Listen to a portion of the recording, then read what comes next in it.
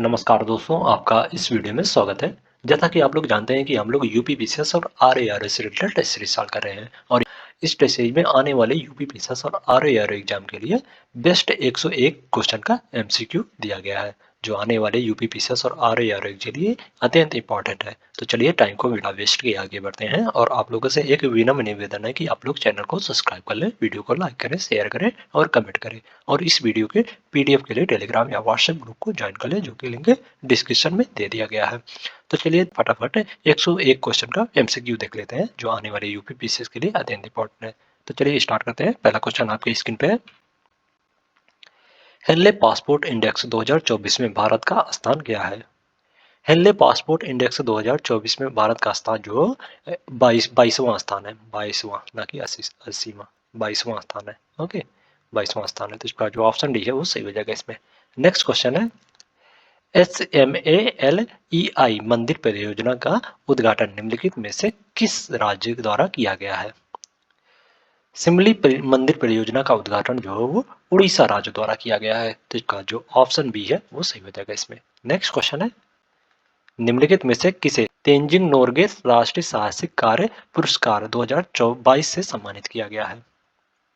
सविता कंसवाल को जो है वो तेंजिंग नोरगे राष्ट्रीय साहसिक कार्य पुरस्कार 2022 से सम्मानित किया गया है। तो इसका जो ऑप्शन ए है वो सही हो जाएगा इसमें। नेक्स्ट क्वेश्चन है, जलवायु सम्मेलन 2024 निम्नलिखित में से किस राज्य में आयोजित किया गया?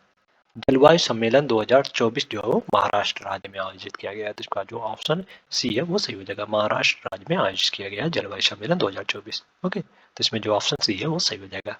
नेक्स्ट क्वेश्चन है, युवा निधि योजना शुरू की गई। युवा निधि योजना जो है कर्नाटक राज्य द्वारा शुरू की गई है। तो इसका जो ऑप्शन डी है वो सही हो जाएगा इसमें। नेक्स्ट क्वेश्चन है, ग्रीन रूपी टर्म डिपॉजिट एक पहल है।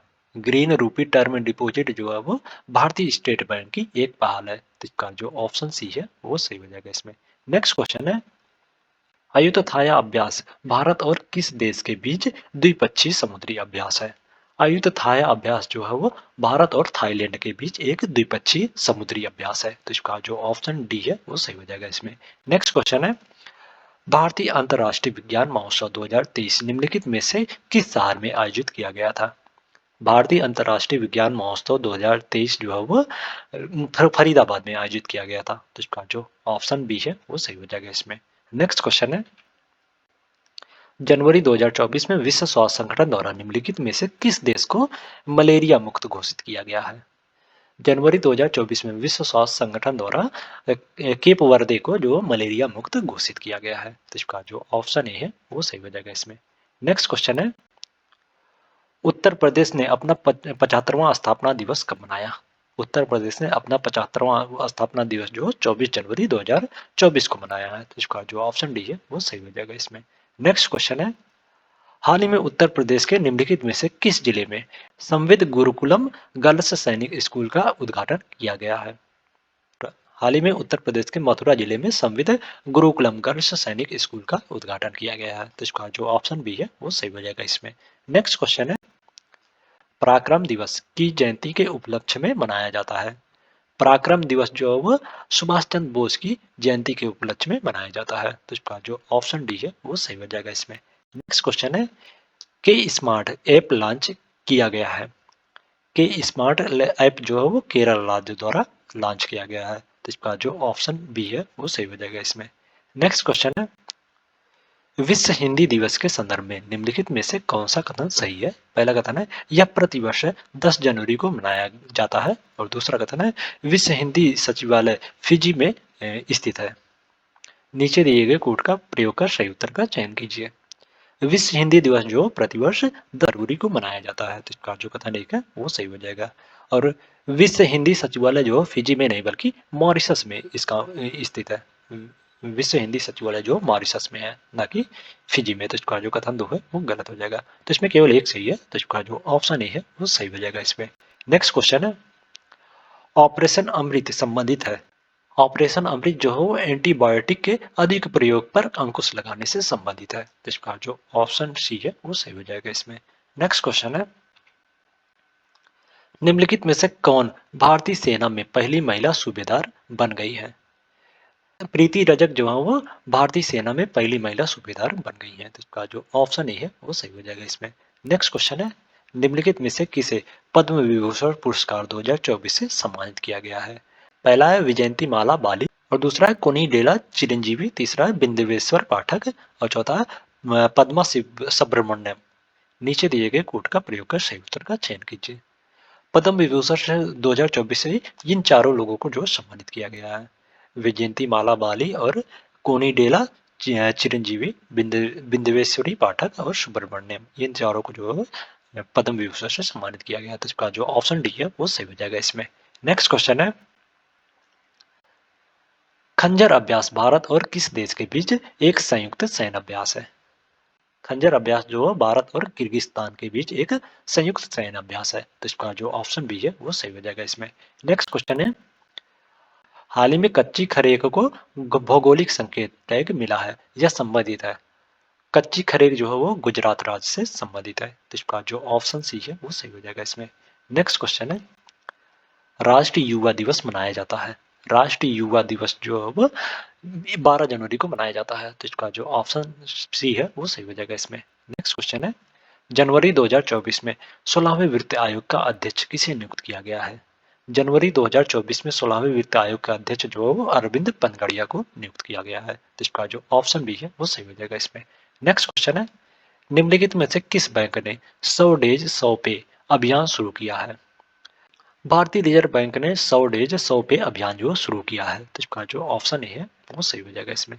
नेक्स्ट क्वेश्चन है, जनवरी 2024 में फिलिक्स त्शेसिकेदी को राष्ट्रपति चुना गया है। कांगो लोकतांत्रिक गणराज्य के फिलिक्स त्शेसिकेदी को जो राष्ट्रपति चुना गया है, तो इसका जो ऑप्शन ए है वो सही हो जाएगा इसमें। नेक्स्ट क्वेश्चन है, 1 जनवरी 2024 को निम्नलिखित में से कौन सा देश भूकंप से प्रभावित हुआ था? 1 जनवरी 2024 को जो जापान जो है भूकंप से प्रभावित हुआ था, तो इसका जो ऑप्शन सी है वो सही हो जाएगा इसमें। नेक्स्ट क्वेश्चन है, निम्नलिखित में से किसे कृषि विज्ञान में एम.एस. स्वामीनाथन पुरस्कार से सम्मानित किया गया है?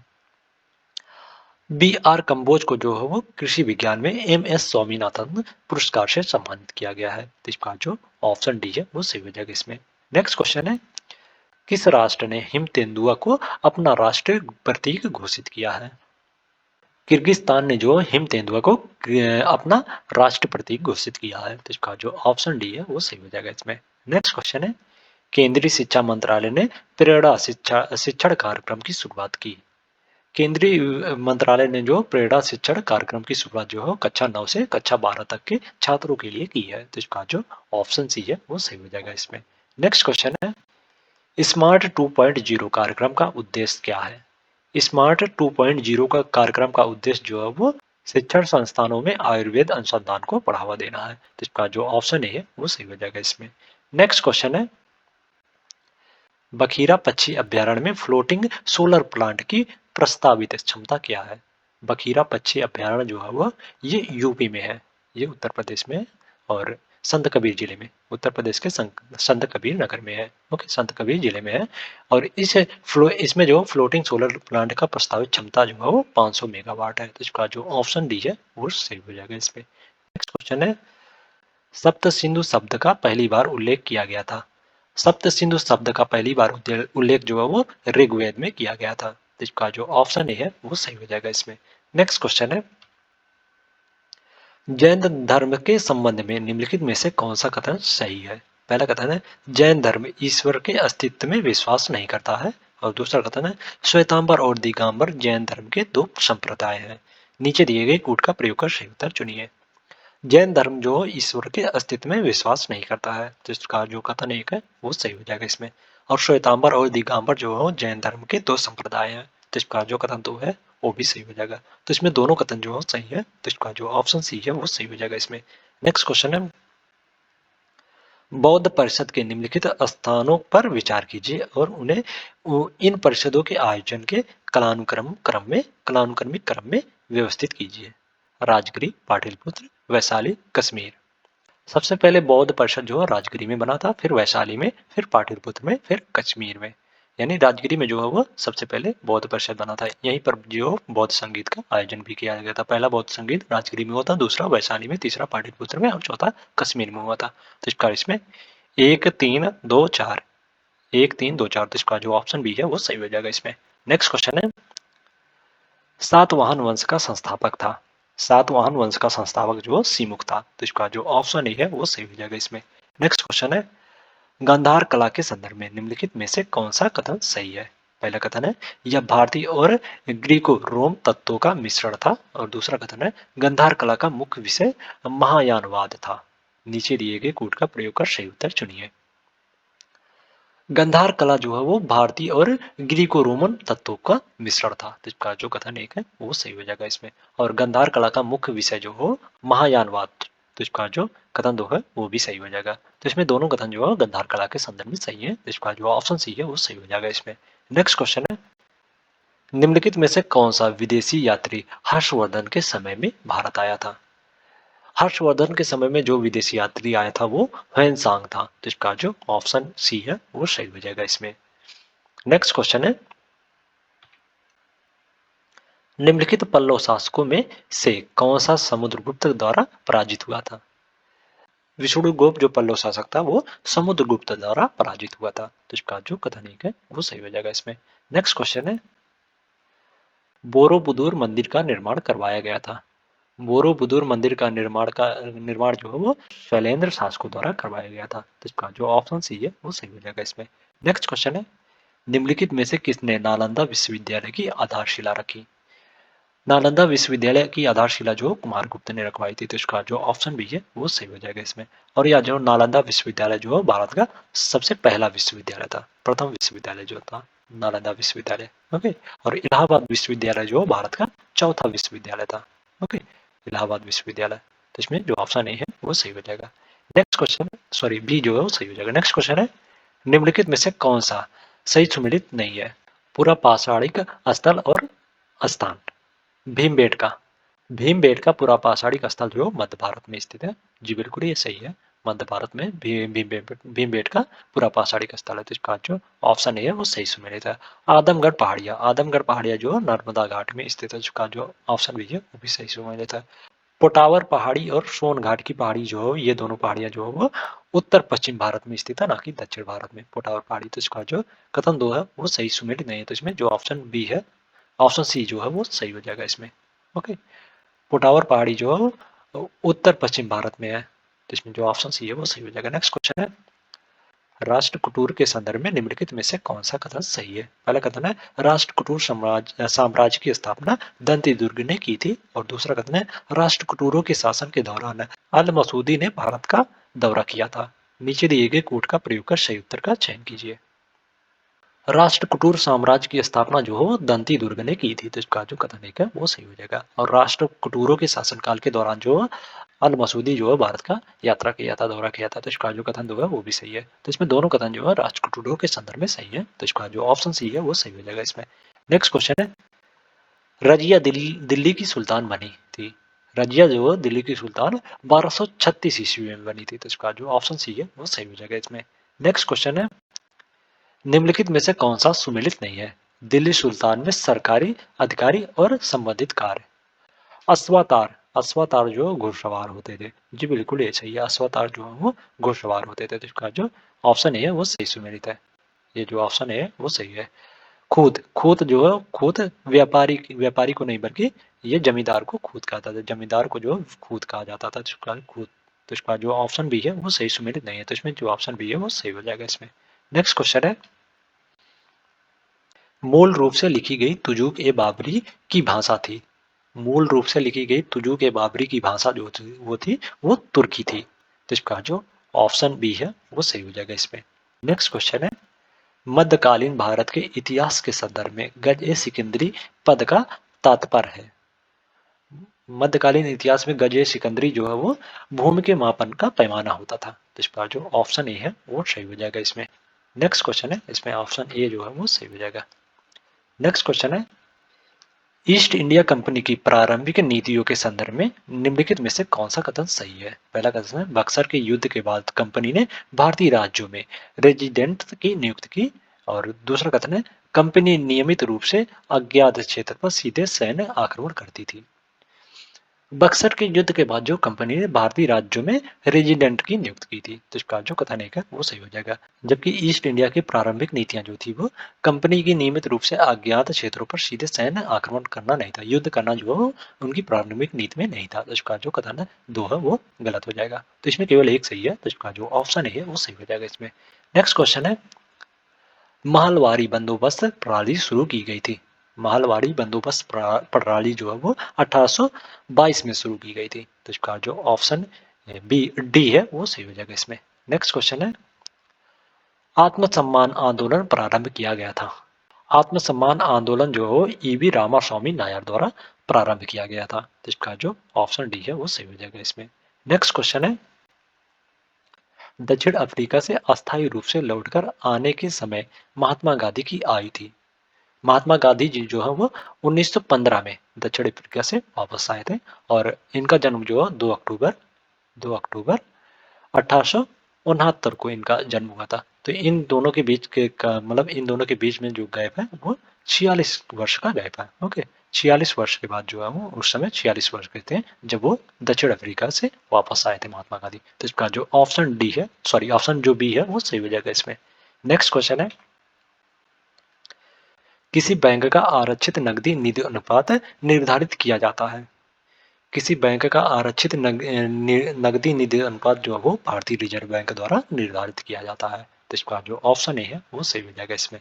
नेक्स्ट क्वेश्चन है, मुद्रा के संदर्भ में निम्नलिखित में से कौन सा कथन सही है। पहला कथन है, आय में वृद्धि से मुद्रा की मांग में वृद्धि होगी। और दूसरा कथन है, ऊंची ब्याज दरों पर मुद्रा की मांग जो है बढ़ जाती है। आय में वृद्धि से मुद्रा की मांग में जो वृद्धि होती होगी है। तो इसका जो कथन है वो सही हो जाएगा। और उच्च ब्याज दरों पर जो मुद्रा की मांग जो कम हो जाती है। उच्च ब्याज दर होगा तो लोग जो मुद्रा को बैंक में जमा करना पसंद करेंगे, ना कि उसको निकालना। तो इसका जो कथन दो है वो गलत हो जाएगा। तो इसमें केवल एक सही है, तो इसका जो ऑप्शन ए है वो सही हो जाएगा इसमें। नेक्स्ट क्वेश्चन है, माइक्रोकांडिया जीन थेरेपी के संदर्भ में निम्नलिखित कथनों में से कौन सा सही है। पहला कथन है, इसका उपयोग माइट्रोकांडिया रोगों की वंशानुक्रम निरंतरता को रोकने के लिए किया जाता है। और दूसरा कथन है, इसका उपयोग 3 पेरेंट बेबीज के विकास हेतु किया जा सकता है। नीचे दिए गए कोड का प्रयोग कर सही उत्तर चुनिए। माइट्रोकांडिया जीन थेरेपी का उपयोग जो है माइट्रोकांडिया रोगों की वंशानुक्रम निरंतरता को रोकने के लिए किया जाता है। तो इसका जो कथन एक है वो सही हो जाएगा। और माइट्रोकांडिया जीन थेरेपी का उपयोग जो है 3 पेरेंट बेबीज के विकास हेतु किया जा सकता है। तो इसका जो कथन दो है वो भी सही हो जाएगा। तो इसमें दोनों कथन जो माइट्रोकांडिया जीन थेरेपी के संदर्भ में सही है। तो इसका जो ऑप्शन सी है वो सही हो जाएगा इसमें। नेक्स्ट क्वेश्चन है, मांसपेशियां किसकी सहायता से हड्डियों से जुड़ी होती हैं। मांसपेशियां जो कांड्रा की सहायता से जो हड्डियों से जुड़ी होती हैं। तो इसका जो ऑप्शन सी है वो सही हो जाएगा इसमें। नेक्स्ट क्वेश्चन है, स्टेडियम की मैक्सिकन तरंग उदाहरण किसका उदाहरण है। स्टेडियम की मैक्सिकन तरंग जो है वो अनुप्रस्थ तरंग का उदाहरण है। तो इसका जो ऑप्शन ए है वो सही हो जाएगा इसमें। नेक्स्ट क्वेश्चन है, कुप्फर कोशिकाएं कहाँ पाई जाती हैं। कुप्फर कोशिकाएं जो है वो यकृत में पाई जाती हैं। तो इसका जो ऑप्शन बी है वो सही हो जाएगा इसमें। नेक्स्ट क्वेश्चन है, निम्नलिखित में से किसने सबसे पहले ब्लैक होल की भविष्यवाणी की थी। ब्लैक होल की भविष्यवाणी जो जॉन मिचले ने की थी। तो इसका जो ऑप्शन बी है वो सही हो जाएगा इसमें। नेक्स्ट क्वेश्चन है, विद्युत आवेश की अंतरराष्ट्रीय मात्रक यानी एसआई मात्रक इकाई है। विद्युत आवेश की अंतरराष्ट्रीय एसआई मात्रक इकाई जो वो कूलाम है। तो इसका जो ऑप्शन डी है वो सही हो जाएगा इसमें। नेक्स्ट क्वेश्चन है, निम्नलिखित में से कौन सी क्षार धातु नहीं है। इसमें से कौन सी क्षार धातु नहीं है। Lithium, sodium, potassium, magnesium. Magnesium जो है वो क्षार धातु नहीं है। तो इसका जो ऑप्शन डी है वो सही हो जाएगा इसमें। नेक्स्ट क्वेश्चन है, निम्नलिखित में से कौन सा सही सुमेलित नहीं है। प्राकृतिक रूप से पाए जाने वाले एसिड और स्रोत। मेथेनोइक अम्ल। मेथेनोइक अम्ल जो है वो चींटियों के, इसे फार्मिक एसिड भी कहा जाते हैं, या चींटियों के डंक में या मधुमक्खियों के डंक में पाई जाने वाली एसिड होती है। तो इसका जो ऑप्शन है वो सही सुमेलित नहीं है, या नींबू में नहीं बल्कि चींटियों के या मधुमक्खियों के डंक में पाई जाने वाली एसिड होती है। तो इसका जो कथन एक है ऑप्शन ए है वो सही हो जाएगा। एसिटिक अम्ल जो सिरका में पाई जाती है। टाइट्रिक अम्ल जो इमली में, और ऑक्जेलिक अम्ल जो टमाटर में पाई जाने वाली एसिड होती है। तो इसका जो ऑप्शन ए है वो सही हो जाएगा। नेक्स्ट क्वेश्चन है, बेकिंग सोडा का रासायनिक नाम है? बेकिंग सोडा का रासायनिक नाम जो सोडियम बाइकार्बोनेट है और इसका फार्मूला फार्मूला जो होता है वो NaHCO3 होता है। बेकिंग बेकिंग सोडा का फार्मूला। तो इसका जो ऑप्शन ए है वो सही हो जाएगा इसमें। नेक्स्ट क्वेश्चन है, निम्नलिखित में से कौन सा जानवर पार्श्व ध्वनि उत्पन्न कर सकता है? डॉल्फिन, चमगादड़, हाथी, ए और बी दोनों। डॉल्फिन और चमगादड़ जो है वो पार्श्व ध्वनि उत्पन्न कर सकते हैं। तो इसका इसमें जो ऑप्शन डी है वो सही हो जाएगा इसमें। नेक्स्ट क्वेश्चन है, अंत उष्णकटिबंधीय अपसरण क्षेत्र यानी ITCZ के संदर्भ में निम्नलिखित में से कौन सा कथन सही है? पहला कथन है, यह विषुवत वृत्त पर स्थित एक उच्च दाब क्षेत्र है जहां पर व्यापारिक पौने एकत्रित होती हैं। और दूसरा कथन है, दिसंबर में ITCZ 20 डिग्री नॉर्थ से 25 डिग्री नॉर्थ अक्षांशों के आसपास स्थित होती है। नीचे दिए गए कोड से सही उत्तर का चयन कीजिए, चुनिए। आईटीसी आईटीसी पौने जो विषुवत वृत्त पर स्थित एक निम्न दाब क्षेत्र है, ना कि उच्च दाब क्षेत्र, या जो निम्न दाब क्षेत्र है। तो इसका जो कथन एक है वो गलत हो जाएगा। और आईटीसी जेड जो है वो 20 डिग्री नॉर्थ से 25 डिग्री नॉर्थ अक्षांश के आसपास जो वो जुलाई के महीनों में होती है, ना कि दिसंबर के महीनों में, या जो है जुलाई के महीने में, जून जुलाई के महीनों में। तो इसका जो कथन दो है वो भी गलत हो जाएगा। तो इसमें दोनों कथन जो है आईटीसी जेड के संदर्भ में गलत है। तो इसका जो ऑप्शन डी है वो सही हो जाएगा इसमें। नेक्स्ट क्वेश्चन है, इस वर्षा से केरल और आसपास के क्षेत्रों में कॉफी के फूल खिलते हैं जिसे कहा जाता है? किस वर्षा से जो हो केरल और आसपास के क्षेत्रों में कॉफी के फूल खिलते हैं और जिसे कहा जाता है? ब्लास्मस सावर वर्षा के कारण जो है वो केरल और आसपास के क्षेत्रों में कॉफी के फूल खिलते हैं। तो इसका जो ऑप्शन बी है वो सही हो जाएगा इसमें। नेक्स्ट क्वेश्चन है, निम्नलिखित में से किस बंदरगाह को अरब सागर की रानी के नाम से जाना जाता है? कोची बंदरगाह को जो अरब सागर की रानी के नाम से जाना जाता है। तो इसका जो ऑप्शन ए है वो सही हो जाएगा इसमें। नेक्स्ट क्वेश्चन है, पूगा घाट स्थित है? पूगा घाट जो है वो जम्मू और लद्दाख में स्थित है। पूगा घाट जो है वो लद्दाख में स्थित है। तो इसका जो ऑप्शन सी है वो सही हो जाएगा इसमें। नेक्स्ट क्वेश्चन है, निम्नलिखित में से किसे भारत में जनसंख्या की स्थिर वृद्धि की अवधि कहा जाता है? 1921 से 1951 के बीच के काल को जो है जनसंख्या की स्थिर वृद्धि की अवधि कहा जाता है। तो इसका जो ऑप्शन बी है वो सही हो जाएगा। और 1951 से 81 के काल को जो अवधि के काल को जो है वो जनसंख्या विस्फोट का काल कहा जाता है। तो इसमें जो ऑप्शन बी है वो सही हो जाएगा इसमें। नेक्स्ट क्वेश्चन है, निम्नलिखित राज्यों पर विचार कीजिए और उन्हें जनगणना 2011 के अनुसार जनसंख्या घनत्व के घटते क्रम में व्यवस्थित कीजिए। महाराष्ट्र, पश्चिम बंगाल, केरल, उत्तर प्रदेश। नीचे दिए गए कोड का प्रयोग कर सही उत्तर का चयन कीजिए। जनगणना 2011 के अनुसार जो है वो सबसे ज्यादा घनत्व निम्नलिखित में से सबसे ज्यादा घनत्व जो है पश्चिम बंगाल में, फिर उसके बाद केरल राज्य में, फिर उत्तर प्रदेश में और सब उसके बाद महाराष्ट्र राज्य में है। तो इस प्रकार जो इसमें 2, 3, 4, 1 इधर राइट आंसर हो जाएगा। तो इसमें जो ऑप्शन बी है वो सही हो जाएगा इसमें। नेक्स्ट क्वेश्चन है, निम्नलिखित में से कौन सा राज्य चावल की 3 फसलें उगाता है जिन्हें औस, अमन और बोरो कहा जाता है? पश्चिम बंगाल राज्य जो हो औस, अमन और बोरो की 3 किस्म की चावल का फसल का उत्पादन करता है, उगाता है। तो इसका जो ऑप्शन सी है वो सही हो जाएगा इसमें। नेक्स्ट क्वेश्चन है, निम्नलिखित में से कौन सी नदी महाराष्ट्र में प्रभावित होती है? महाराष्ट्र में प्रभावित होने वाली नदी जो हो इंद्रायणी नदी है। तो इसका जो ऑप्शन बी है वो सही हो जाएगा इसमें। नेक्स्ट क्वेश्चन है, सूची 1 को सूची 2 से सुमेलित कीजिए और सूचियों के नीचे दिए गए कोड का उपयोग कर सही उत्तर चुनिए। सूची 1 में धातु और सूची 2 में एक्स। एल्युमिनियम, एल्युमिनियम धातु जो है वो एल्युमिनियम, बॉक्साइट जो एल्युमिनियम का एक्स है। तो इसका जो ऑप्शन ए है वो 4 से सुमेलित हो जाएगा। आयरन, आयरन जो सिरिडेराइट का एक्स है। तो इसका जो बी है वो 3 से सम्मिलित हो जाएगा। तांबा, तांबा जो मैलाकाइट का एक्स है। तो इसका जो मैलाकाइट जो तांबा का एक्स है। तो इसका जो ऑप्शन सी है वो 2 से सम्मिलित हो जाएगा। और जिंक, स्लेपराइट जो है वो जिंक का एक्स है। तो इसका डी जो है वो 1 से सम्मिलित हो जाएगा। तो इसमें 4 3 2 1, 4 3 2 1। तो इसका जो ऑप्शन डी है वो सही हो जाएगा इसमें। नेक्स्ट क्वेश्चन है, निम्नलिखित में से कौन सा कायांत्रिक सेल का उदाहरण है? कायांत्रिक सेल का उदाहरण जो है वो सेल का उदाहरण है। तो इसका जो ऑप्शन बी है वो सही हो जाएगा। और अग्नेय सेल का उदाहरण जो ग्रेनाइट है। तो इसमें जो ऑप्शन बी है वो सही हो जाएगा इसमें। नेक्स्ट क्वेश्चन है, सूची 1 को सूची 2 से सुमेलित कीजिए और सूचियों के नीचे दिए गए कूट का प्रयोग कर सही उत्तर का चयन कीजिए। सूची 1 में अनुच्छेद और सूची 2 में जो प्रावधान या उससे संबंधित किससे संबंधित है या विषय। अनुच्छेद 163 अनुच्छेद 163 का संबंध जो राज्यपाल को सहायता और सलाह देने के लिए मंत्रिपरिषद से संबंधित है। तो इसका जो ए है वो 2 से सुमेलित हो जाएगा। ए जो है वो 2 से सुमेलित हो जाएगा। ओके।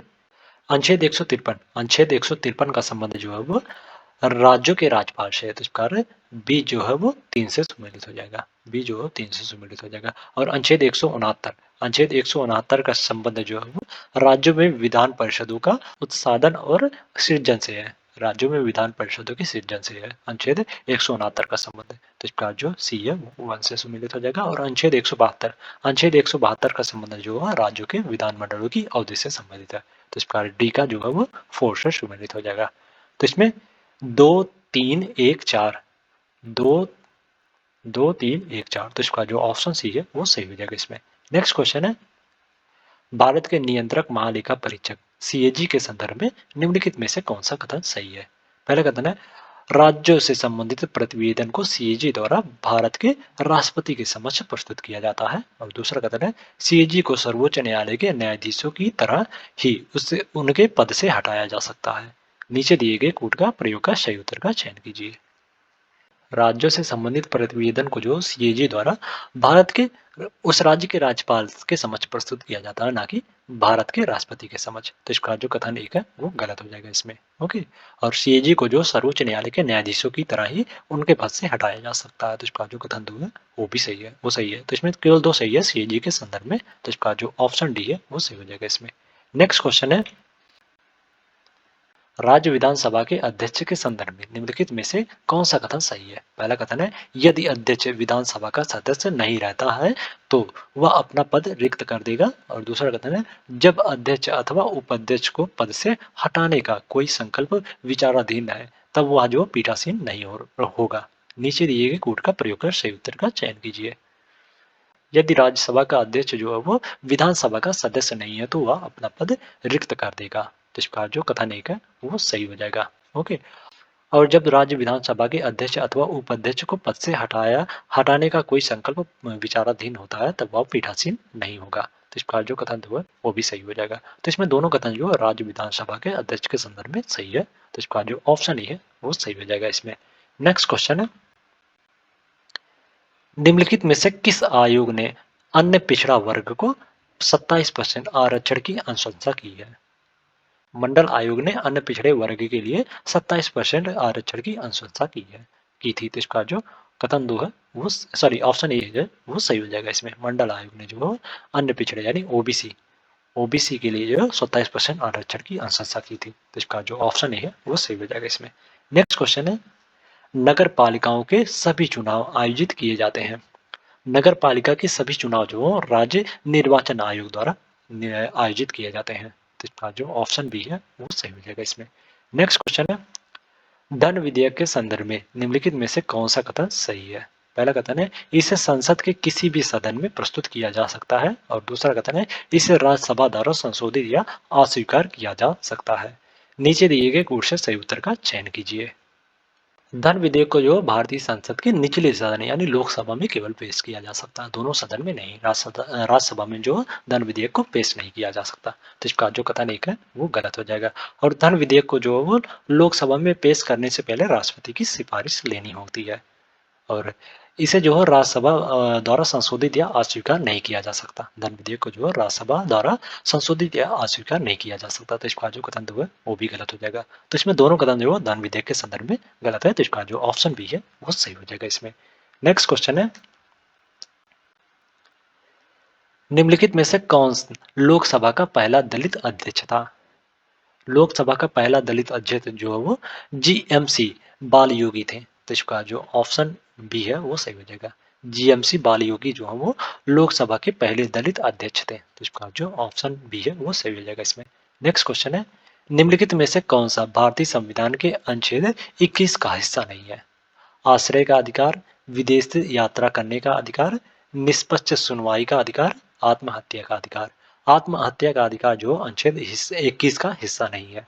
तो तो इसका जो ऑप्शन डी है वो सही हो जाएगा इसमें। नेक्स्ट क्वेश्चन है, राज्यों की परिषद में सदस्यों के नामांकन की विशेषताएं कहाँ से ली गई हैं? राज्यों की परिषद में सदस्यों के नामांकन की विशेषताएं जो है वो आयरलैंड के संविधान से ली गई है, तो इसका जो ऑप्शन सी है वो सही हो जाएगा इसमें। नेक्स्ट क्वेश्चन है, भारत के राष्ट्रपति की वृत्ति शक्तियों के संदर्भ में निम्नलिखित में से कौन सा कथन सही है? पहला कथन है, धन विधेयक केवल इनकी पूर्व अनुमति से ही संसद में प्रस्तुत किया जा सकता है। और दूसरा कथन है, इसकी सिफारिश के बिना अनुमोदन की कोई मांग नहीं की जा सकती। नीचे दिए गए कोड का प्रयोग कर सही उत्तर का चयन कीजिए। धन विधेयक जो है केवल राष्ट्रपति की पूर्व अनुमति से ही संसद में प्रस्तुत की जा सकती है, तो इसका जो कथन एक है वो सही हो जाएगा इसमें। ओके। और राष्ट्रपति की सिफारिश के बिना जो अनुमोदन की कोई मांग जो नहीं की जा सकती, तो इसका जो कथन जो है वो भी सही हो जाएगा। तो इसमें दोनों कथन जो है भारत के राष्ट्रपति के संदर्भ में, वृत्त शक्ति के संदर्भ में जो सही है, तो इसका जो ऑप्शन ए है वो सही हो जाएगा इसमें। नेक्स्ट क्वेश्चन है, आर्द्रता के संदर्भ में निम्नलिखित में से कौन सा कथन सही है? पहला क्वेश्चन है, निरपेक्ष आर्द्रता वायु की प्रति इकाई मात्रा में जल वाष्प का भार है। और दूसरा कथन है, महासागरों के ऊपर सापेक्षिक आर्द्रता सबसे कम होती है। नीचे दिए गए कोड का प्रयोग कर सही उत्तर का चयन कीजिए।